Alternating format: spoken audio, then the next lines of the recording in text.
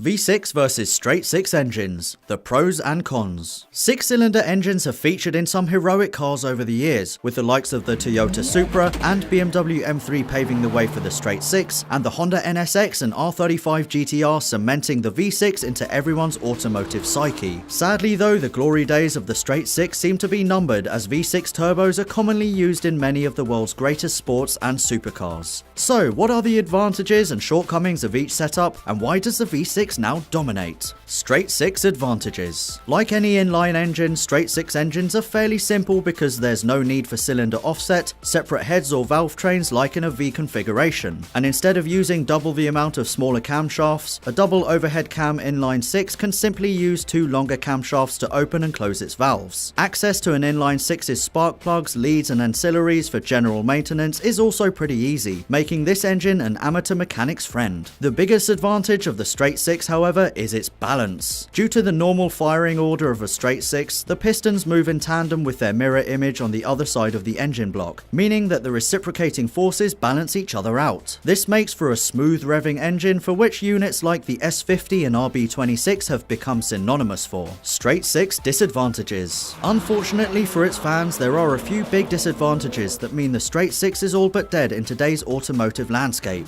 Packaging has always been an issue, as the extra 2 cylinders when compared to an inline 4 mean that mounting an engine in a transverse configuration is very difficult. And if mounted sideways, there usually isn't enough room for the size of transmission and drivetrain needed to use a straight 6 in a front-wheel drive setup. The long engine and its components also lack rigidity when compared to a more compact engine setup. The long camshafts and crankshafts naturally try to flex slightly during rotation, along with the engine block lacking the stiffness of a V6 equivalent. The dimensions of the inline 6 also don't help the car's center of gravity, with rotating and static mass sitting slightly higher in the engine bay than other more compact engine options. V6 advantages. Normally found in 60 or 90 degree configurations, V6 still find their place in many current performance cars, including the Nissan R35 GTR and the new Honda NSX. Compared to inline engines, V6s are far more compact, which makes it a good unit to shoehorn into multiple manufacturer platforms, therefore cutting costs from research and development budgets. The precious space offered up by the neat package also opens the door to forced induction, leaving room for turbochargers to nestle deep within the engine bay.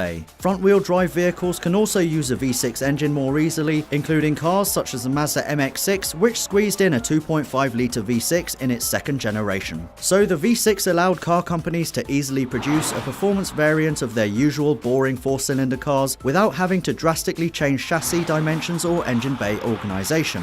V6 disadvantages. Although it may feature the same number of cylinders as its inline brother, the V6 does not have the same intrinsic balance. Effectively made up of using two inline 3 cylinders stuck together, the V-style engine needs balancing shafts that use specially placed weights to counteract the unwanted inertia created by the reciprocating engine. Without these balancing shafts, large vibrations would travel through the crankshaft and offset the efficiency of the reciprocation. The engine balance is worsened as displacement increases because of the longer piston stroke and an increase in bore size. The counterweights needed therefore add complexity to the engine's design and manufacture, increasing overall costs. Naturally, a double overhead cam V6 must have 4 camshafts and potentially 24 valves in total, so the complexity of the additional valve train components increases the complexity of this engine, which can make working on V6s difficult for less experienced car lovers. Whichever side of the fence you sit on when it comes to favouring either the V6 or the straight 6, the good news is that the straight 6 could be making a comeback. Recently, Mercedes revealed its new modular M256 inline 6 engine with up to 408 horsepower that will use a 48-volt battery to power the ancillary components and help the powertrain. It'll also emit 15% less CO2 and will replace almost all applications of the existing gasoline V6. So, in years to come, we could be seeing a more equal split of V6 and straight 6 engines, which is great news in my book.